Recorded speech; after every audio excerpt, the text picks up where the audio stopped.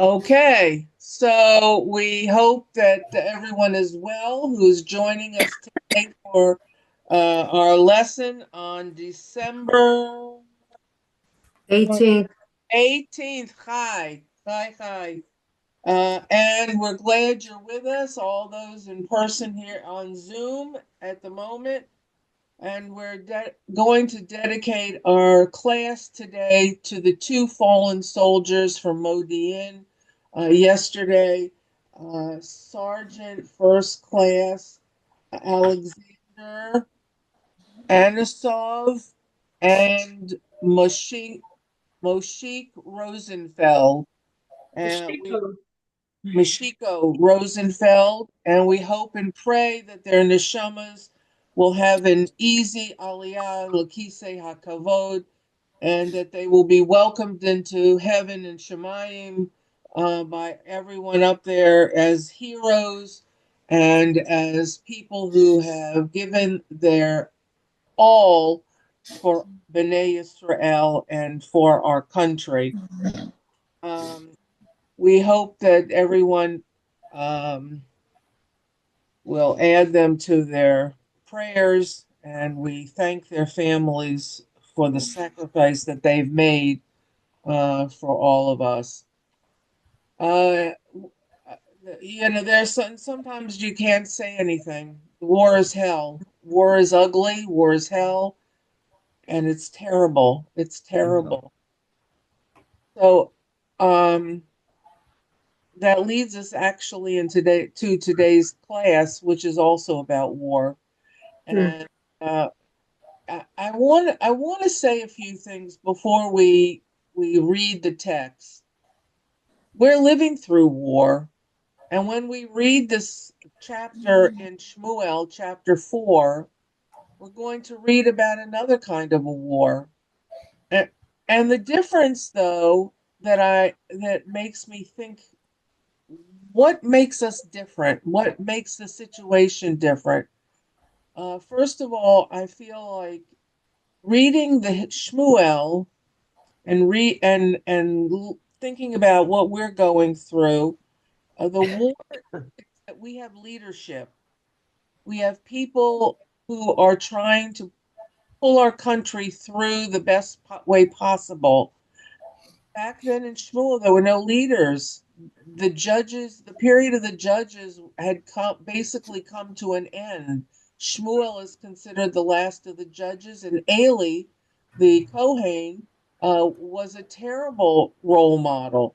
And so what they had was so difficult, and the people were not as committed to Hashem and the understanding of God. I believe the way we have evolved to a relationship with Hashem. And so I want you to look at the text today because I want to ask some very compelling questions when we're finished. So we're going to go to the text, and we're going to, wait a minute. Hold on, gotta find it. Okay.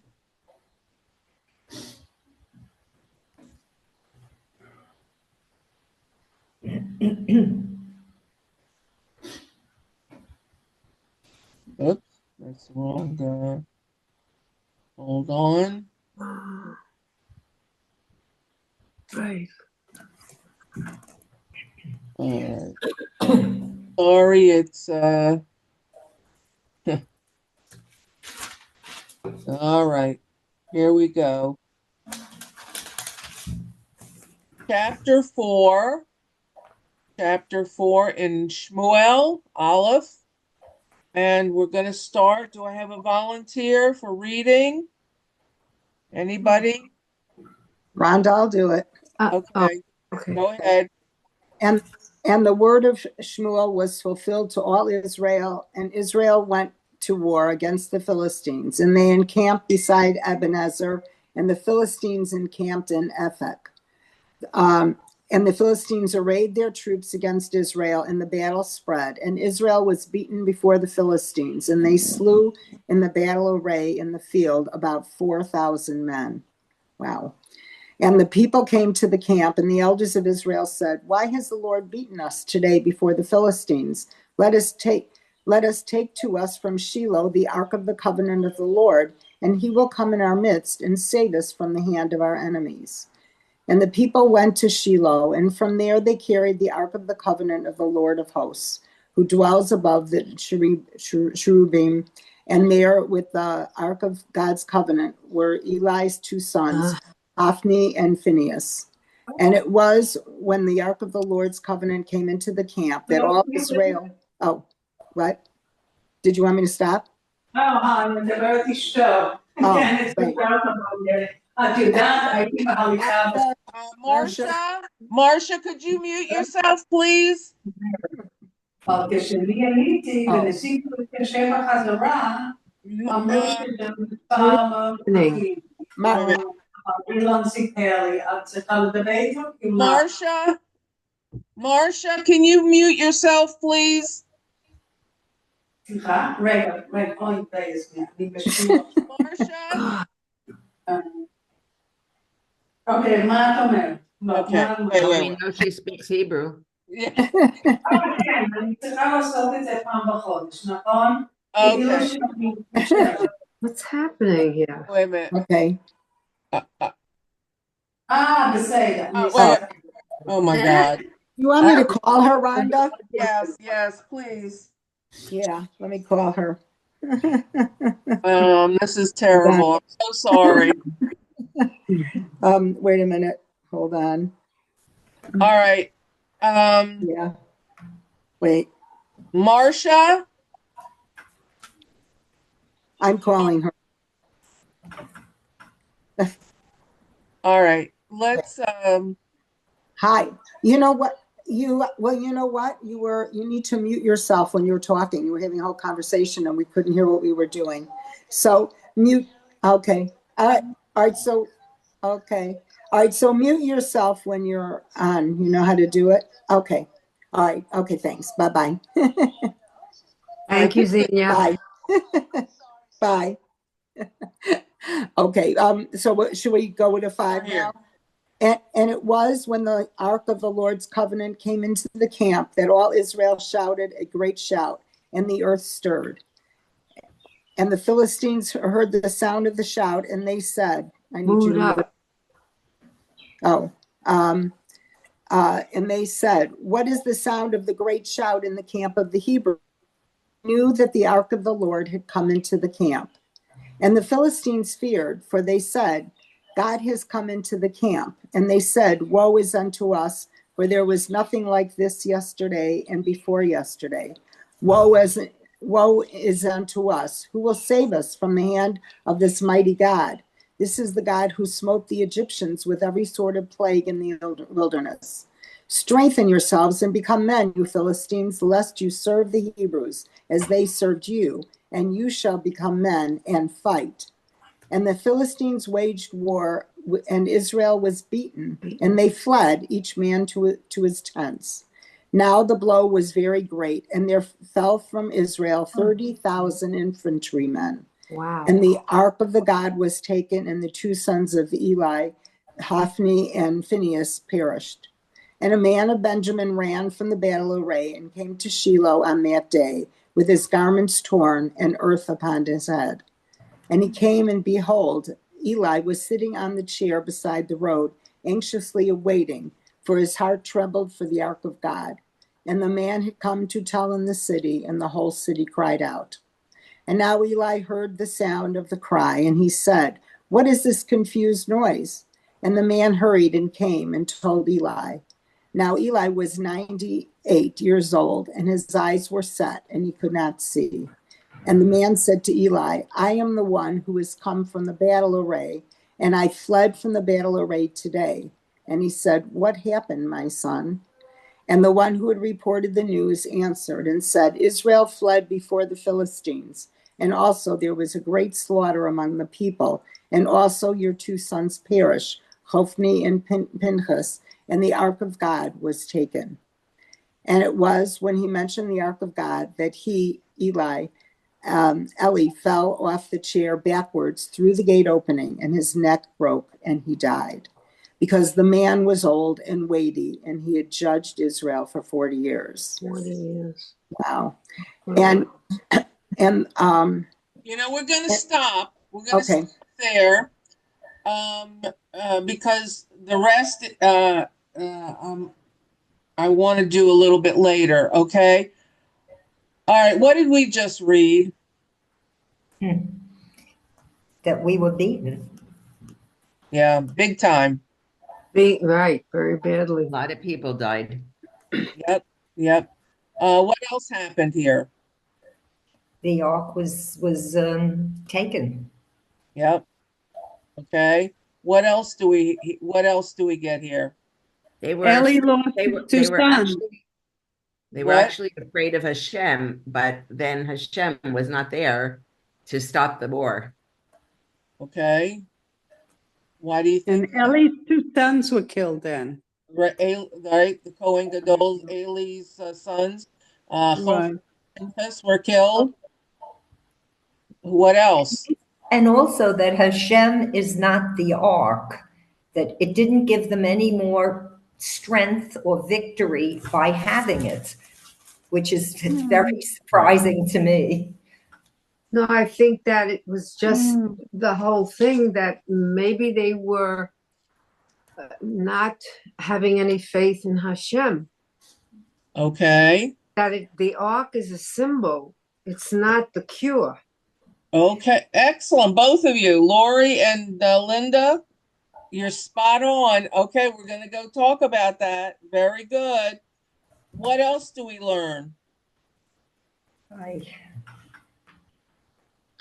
Who else? that Ellie died. Right.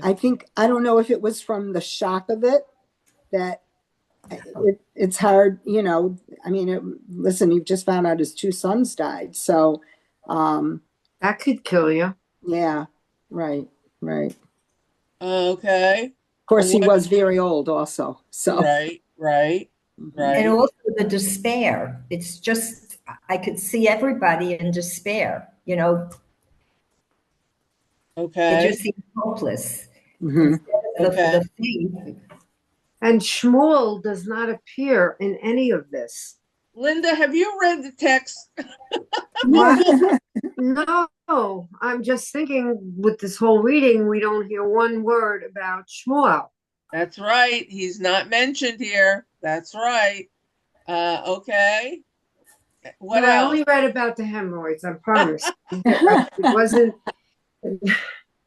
Okay.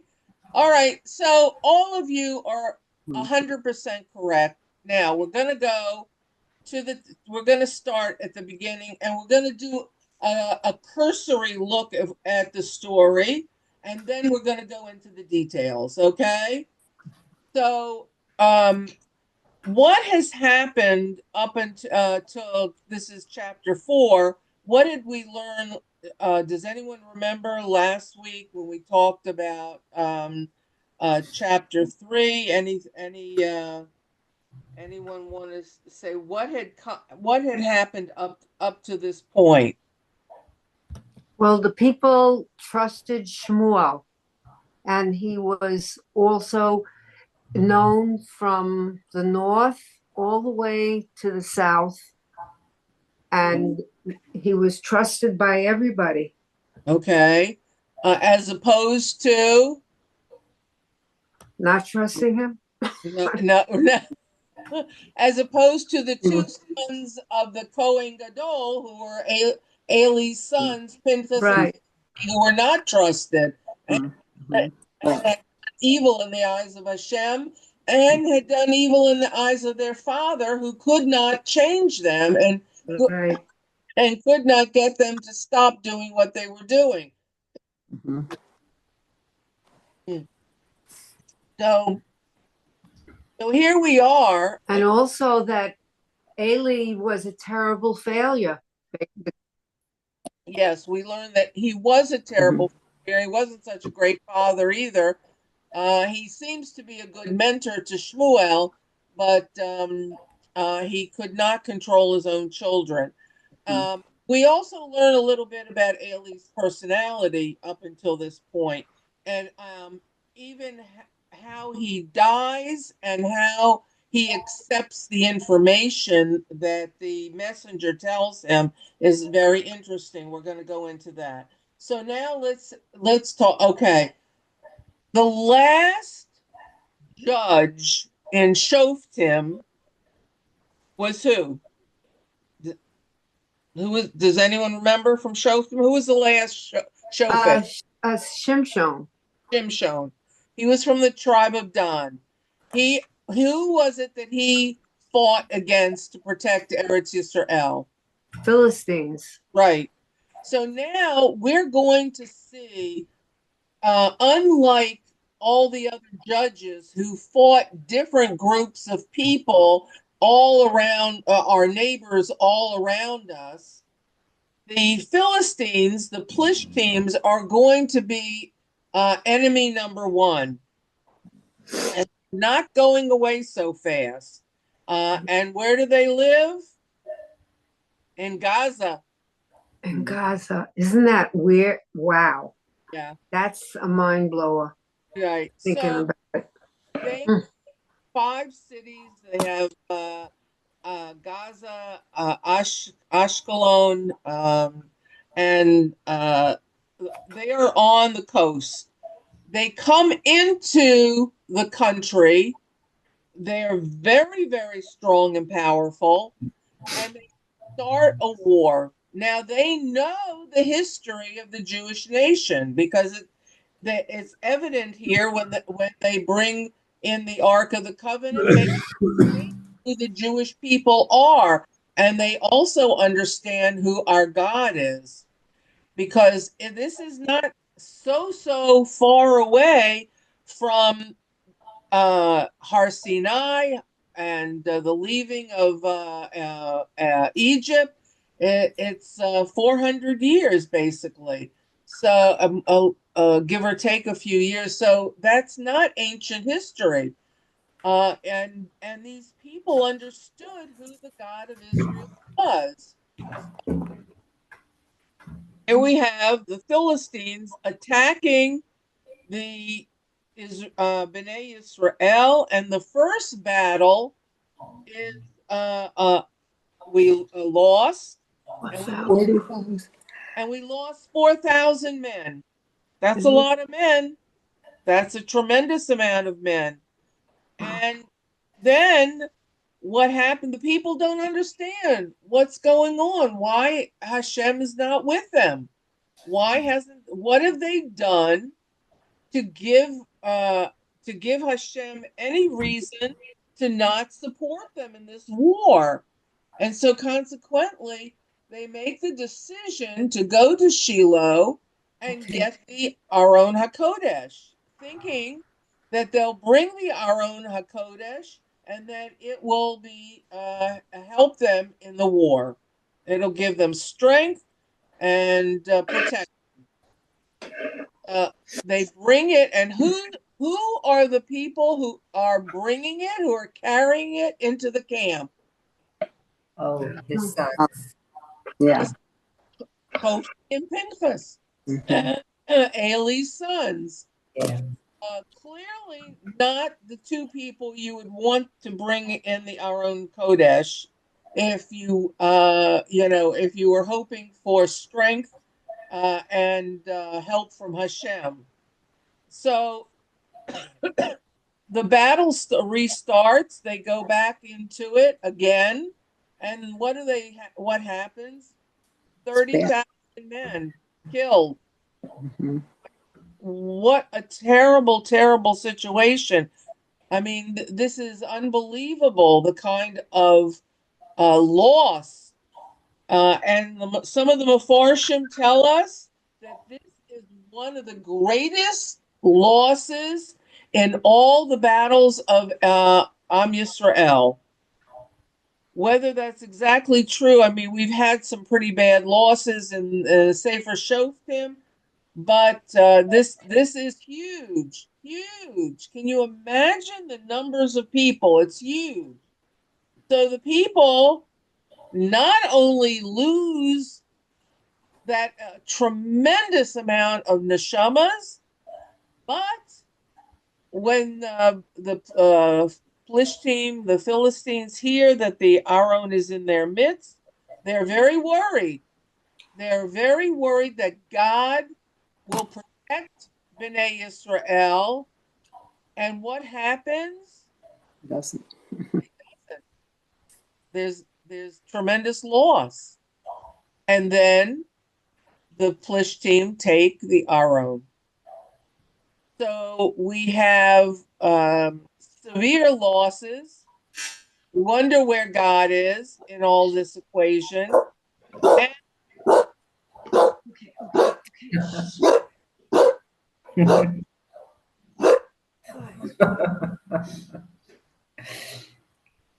And and then not only does this messenger run to tell Eli what has happened,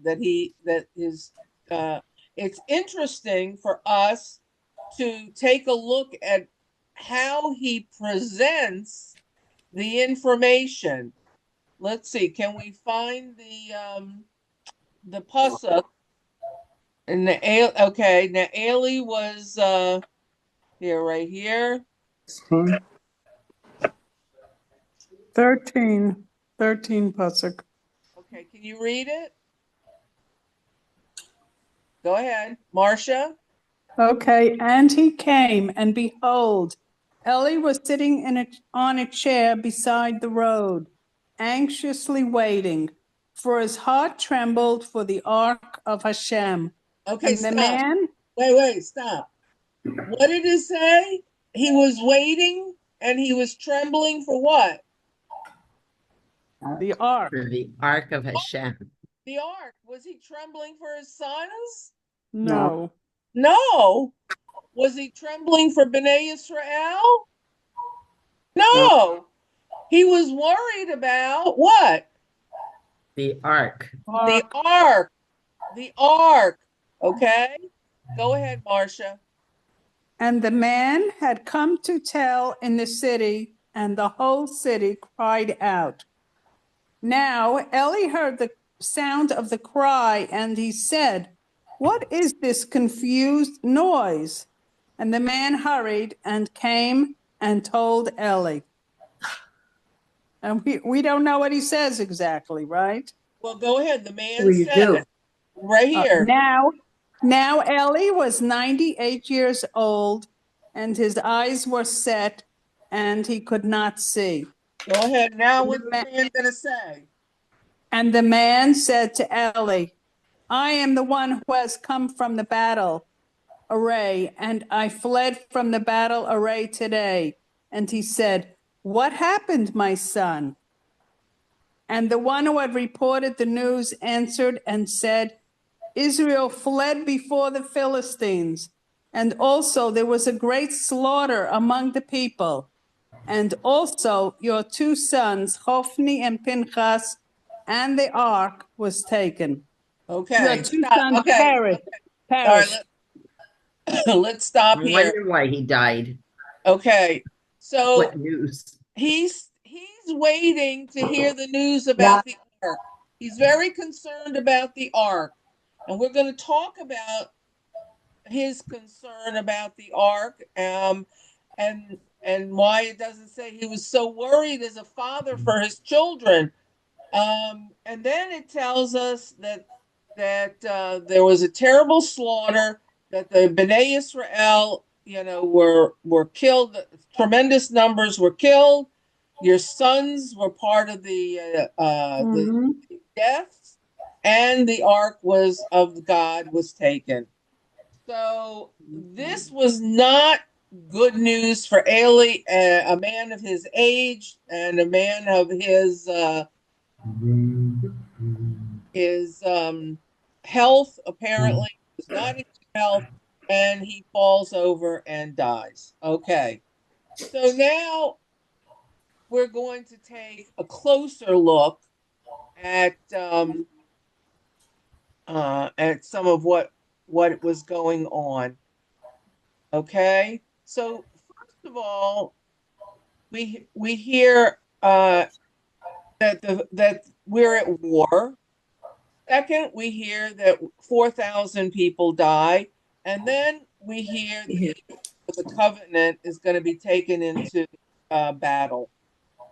So many of the Meforshim, many of the commentators say, and after they say here, after they read that we have taken the Aron HaKodesh into war, into the battle, gone into the battle, and then we lose.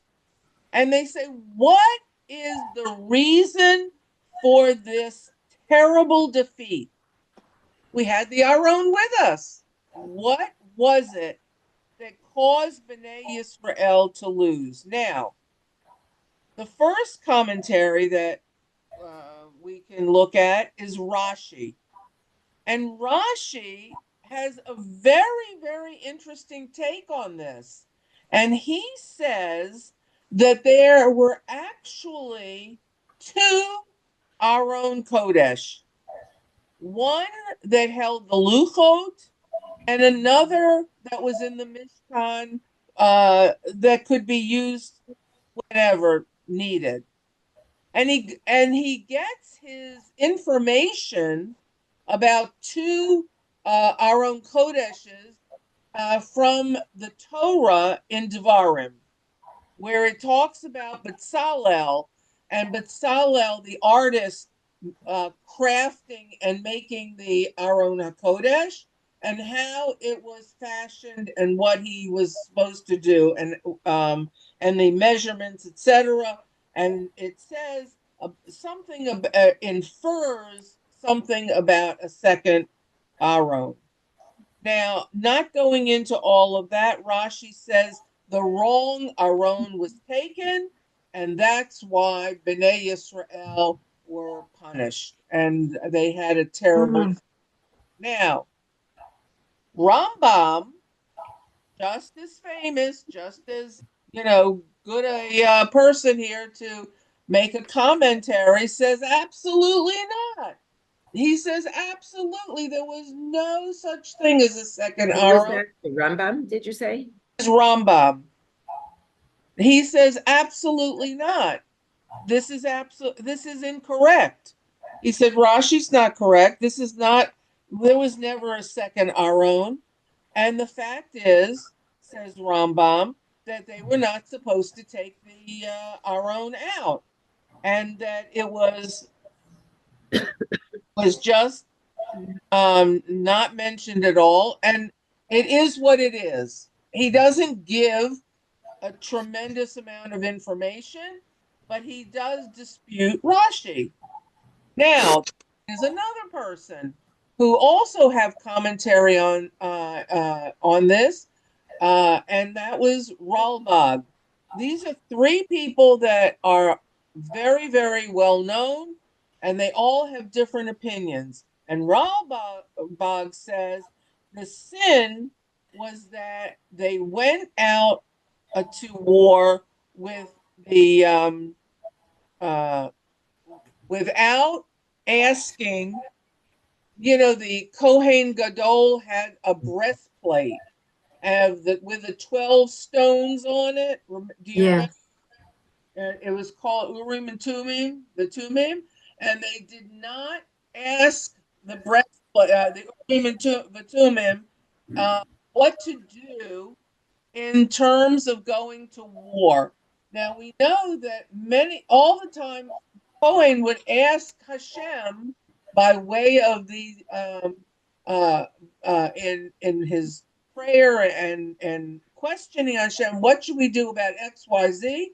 And the answer would come to him, to the Kohen Gadol, by way of the Urim Tumim.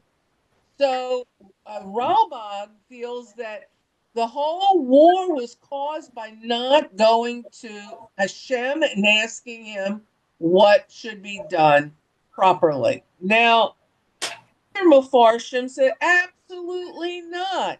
This is not what needed to be done, because there are other instances in the Torah where the Urim, the Thummim are not consulted, and Bnei Yisrael is victorious. So they said this cancels out Ralbag's discussion completely. So here we have three very well-known, very, very influential commentators giving three different comments on why Bnei Yisrael lost. And some of the commentators say there was absolutely no reason that the Bnei Yisrael lost at this time, because Bnei Yisrael had started to be okay with their relationship with God, and it seemed that things were kind of settling down. However, it just seems that we need to have some type of an answer. There has to be some reason. And the Mefarshim, the commentators, say, well, if these were not the answers, what was the reason for this severe, terrible punishment?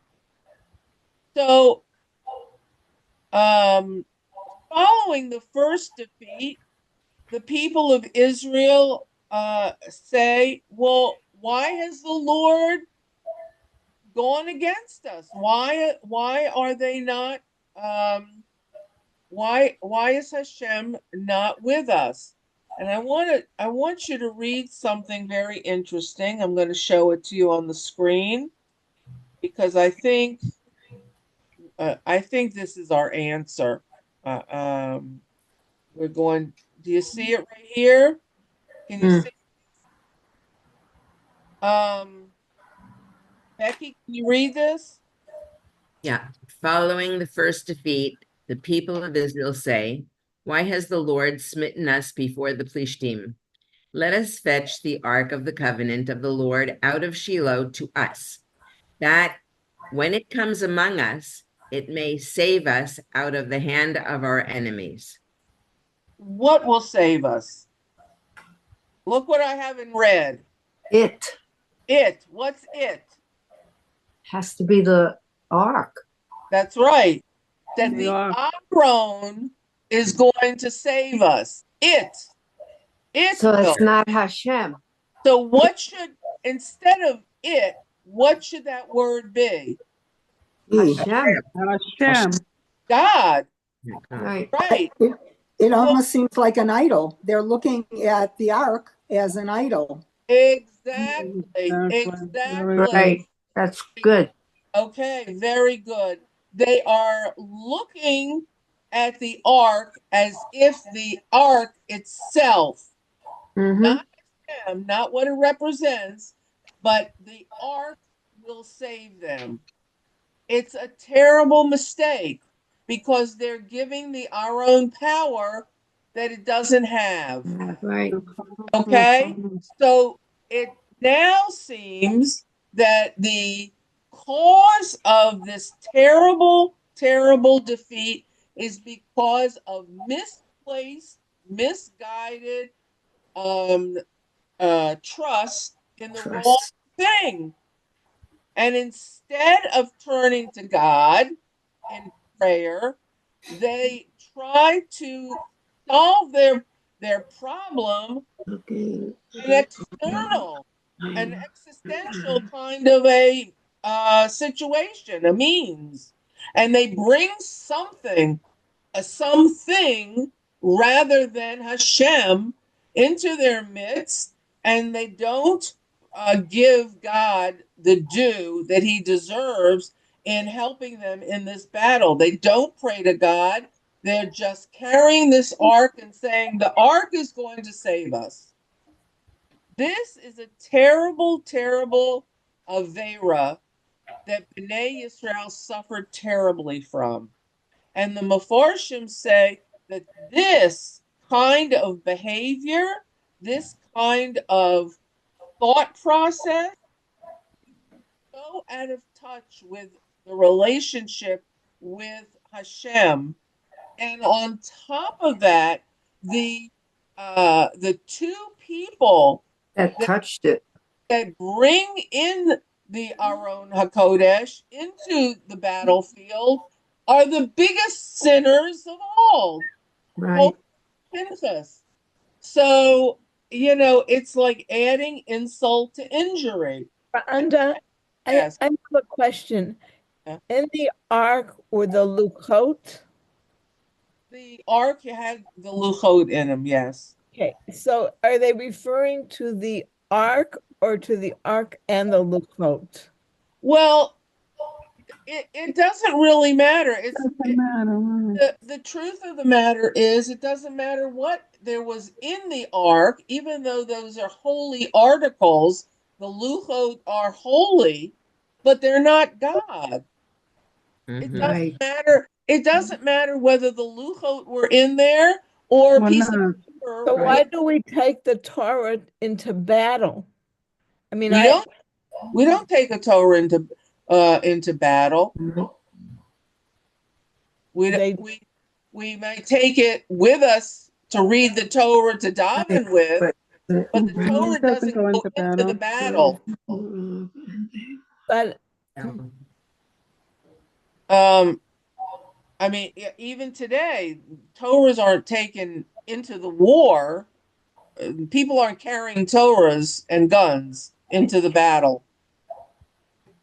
They're left back at camp where people daven and read the Parsha, on Mondays and Thursdays and Shabbat. Right. Okay, so when the Ark of the Covenant of the Lord came into the camp, and Israel shouts, like their deafening shouts. Who hears them? The Plishtim.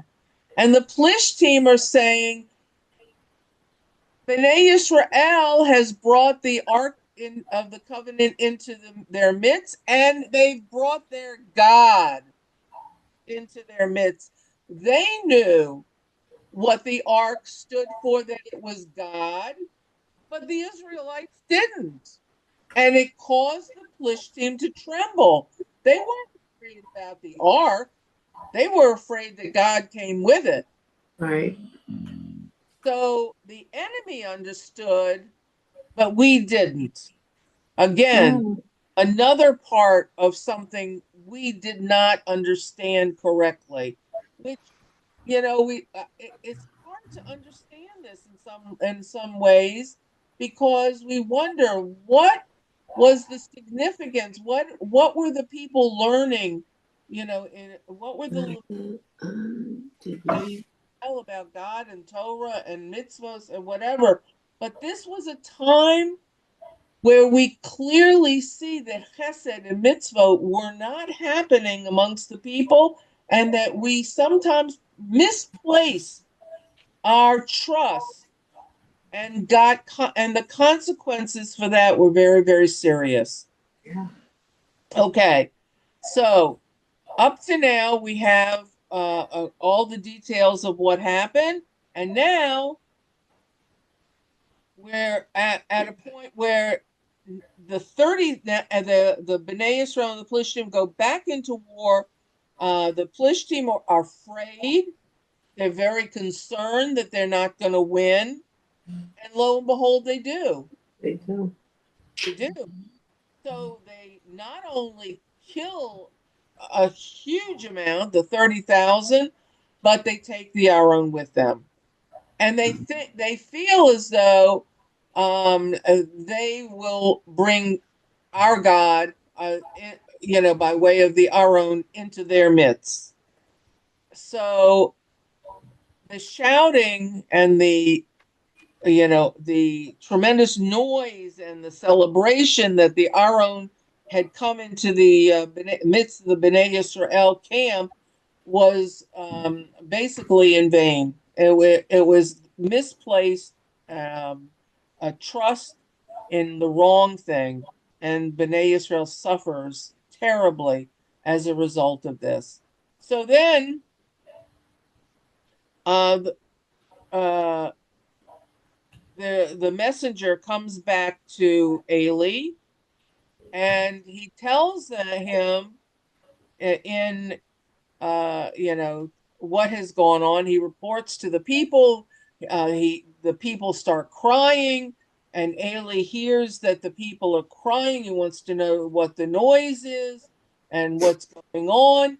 And the man comes into the to where Eli is sitting, and he tells them. And basically, what the whole this war shows us that we are punished. Israel was punished measure for measure.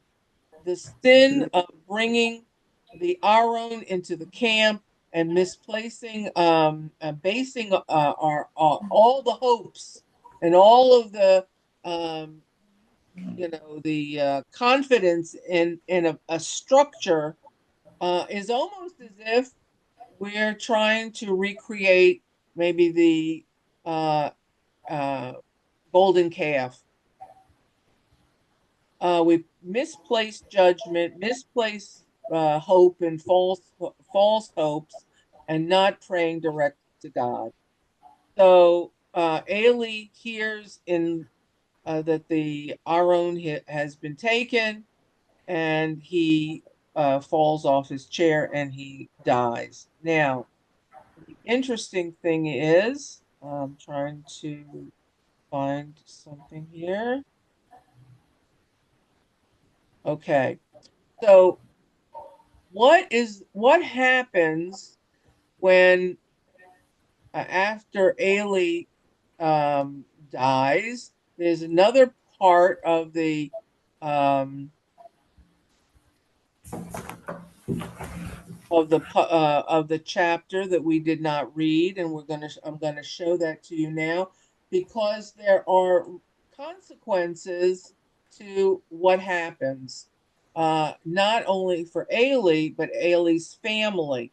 Now, all of this is prophecy that has come true. Remember, God comes to Shmuel and tells him exactly what's going to happen What's going to happen? to Ailey's family. Mm-hmm. So Well, he knew. okay, this is the beginning of the end of Ailey's uh, uh, family as he knows it. And now we're going to read the other things that happen as a result. Okay, so let's start here. Marcia, you want to continue reading? Is she there? Marcia? Okay, it took a while. It doesn't react so fast. Yes, I will continue reading. I just wanted to make one comment, but they were on such a low level now, and there were no leaders because Ailey was old and feeble and not a good leader. His sons were really Rashaim. I mean, Right, they were really bad right, people. And right, there's no one to rally the people and guide them. And right, Shmuel, like Linda said, is in the background. We don't hear anything now. right, right. He Okay. he has taken a step backwards, back. He is not part of um prophecy coming true. He's not. It's between God and Eli and the people of Right. Israel. So we don't hear from Shmuel because he's not part of this. He is also, don't forget, he up until this point, he was only a protege of Ailey. He was Right, right, right. not a person of his own, he had not come into his own yet. So he is in the background at this point, watching what's happening and the fulfillment of the prophecy. And there's absolutely nothing he can do about it because this is something that God has already decided. But he So knew about it because he knew about told it, Ailey.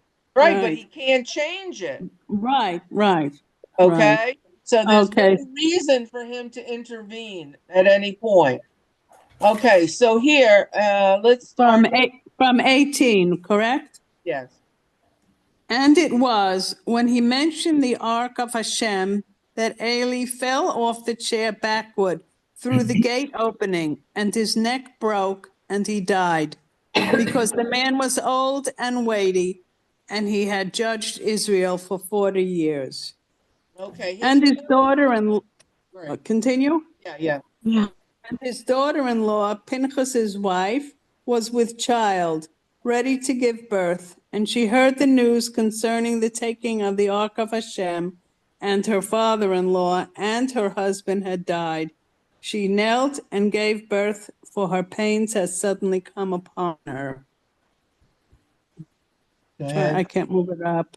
And she called the child, Ichabod, saying, Glory has been exiled from Israel, because the ark of Hashem has been taken, and because of her father-in-law and her husband. And she said, Glory has been exiled from Israel, for the ark of Hashem has been taken. Okay. I can push it up. That's it. No. That's it. That's it. That's it. Okay. That's the end Okay. of that's the end of the The end of the chapter. chapter. So what we learn here, very interestingly, is that um, Pinchas's wife.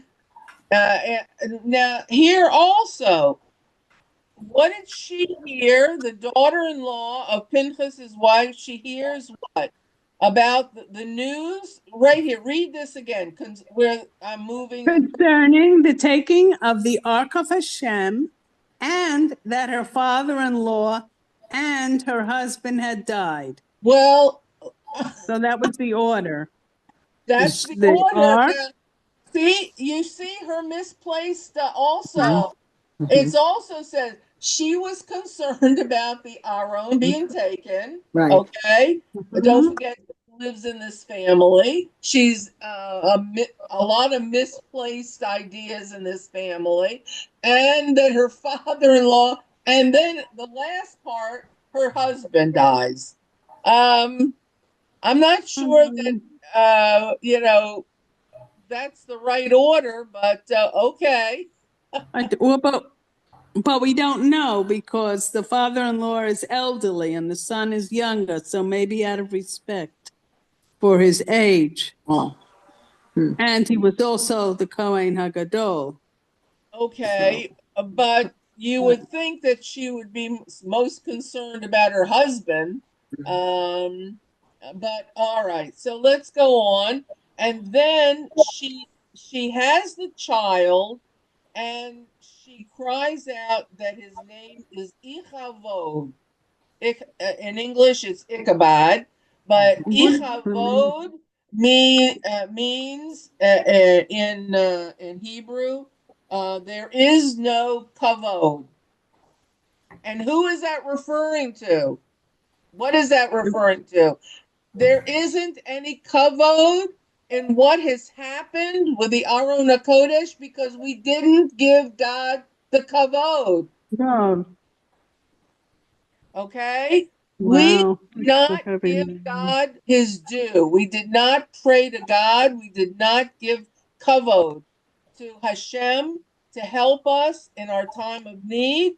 And as a result, we were punished. Okay? She dies immediately after that, and the child, survives.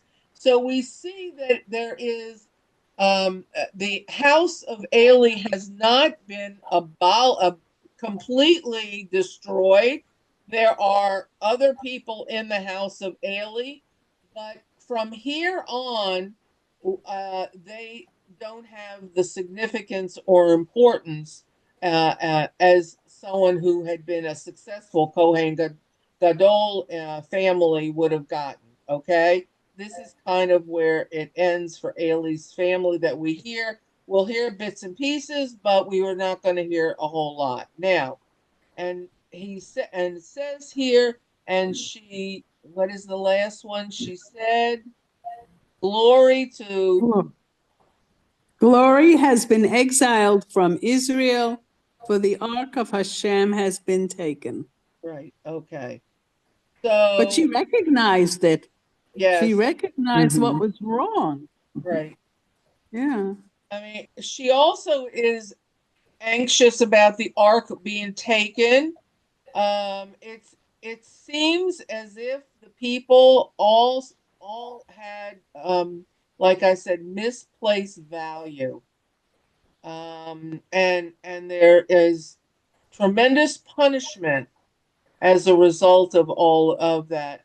And we see that in the time, in this particular time, that um, we wonder who is going to be the one to lift us up to the level where we can look at Hashem and say, He is the person, He is the one, not the person, He is the one that deserves our prayers and our love and the attachment that we need to have as a people in our daily lives to get us through these difficult times. Now, it's interesting that Ailey, does anyone remember how we met Ailey at the beginning of the Hannah went to pray. what? Right. Hannah was praying for a child, and Ailey thought she was drunk. That's right. Right. So let's take a look at this. Okay. So this is very interesting. I thought it was very interesting because it says that Ailey falls off a chair and he dies. But let's read how we first meet him. Someone read for me? Go ahead, somebody. And Elkanah, her husband, said to her, Hannah, why do you weep? And why do you not eat? And why is your heart sad? Am I not better to you than 10 sons? Okay, now And that's Hannah the first. arose after eating and after drinking, and Eli the priest was sitting on the chair beside the doorpost of the temple of the Lord. And here, Okay. Okay. and the Okay. one who had Wait, wait, reported wait, the wait, news. wait, wait, wait, wait, Okay. wait, wait, wait, wait, wait, wait, wait. These are the two. This is where in chapter 1 we meet Ailey. What is he doing? This is the part of the Hannah story, and Ailey, the high priest, the Kohen Gadol, is what's he doing? He's eating and drinking And no, no, he's doing what? and sitting on a chair. He's sitting on a chair, which is, he died from sitting on a chair. He dies, and Mhm. here, let's read what happens to him. In the end, go ahead, continue. And the one who had reported the news answered and said, Israel fled before the Philistines, and also there was a great slaughter among the people, and also your 2 sons perished, Hophni and Pinchas, and the ark was taken. Okay, and And it was when he mentioned the ark of God that Eli fell off the chair backward through the gate opening, and his neck broke, and he died, because the man was old and weighty, and he had judged Israel for 40 years. Thus, we can say that the first 4 chapters of the book describe the process of Eli's falling from his seat. okay, so it's very metaphorical if you think about it, you know. Sometimes people stand and do things. They're proactive and they're aggressive, they're involved. But we find Ailey in the beginning sitting on a chair and at the end sitting on a chair. And the commentators say he falls from grace by, he's from his seat of, he had a seat of power and he didn't use that power wisely or justly. And he falls from his chair, he falls from his position and it shows how he was such an ineffective person, both at the beginning of his story and at the end of his story. And so we learn that how does God judge us? By what we do, how we correct ourselves, how we say, I'm sorry, and we change our behavior so that we do not repeat the sins that we have committed to Hashem or to our neighbors. And that is exactly what happens with Eli. He does not apologize. He does not change anything. He's incapable of doing it. And he loses his stature. He loses it not only as a leader, but as a father and as a community example, someone who had a position who falls from grace with God. So this is the end of our story about Eli. And what now we're going to find out is what happens with the Ark of the Covenant. And it's very, very interesting because it does some traveling. It does some very interesting things.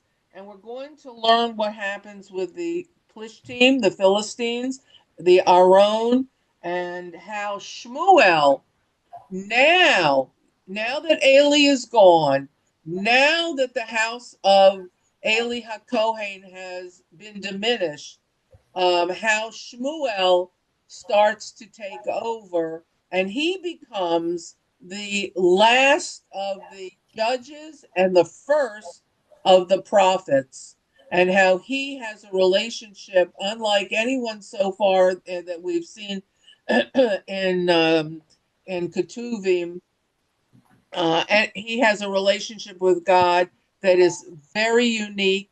And he takes that unique relationship and he spreads it among the people and brings God into the people, as opposed to others who sat in a place waiting for the people to come to them.